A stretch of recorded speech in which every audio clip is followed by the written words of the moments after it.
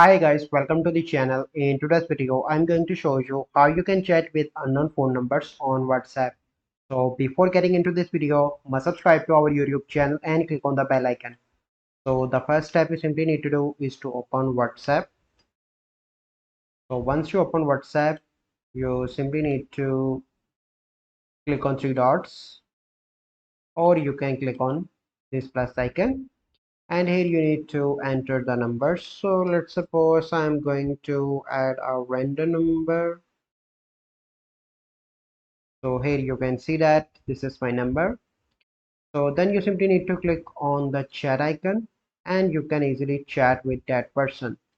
So this is the process. You can add any number and you can search here and you can chat with that. So this is the process. I hope you find this video helpful.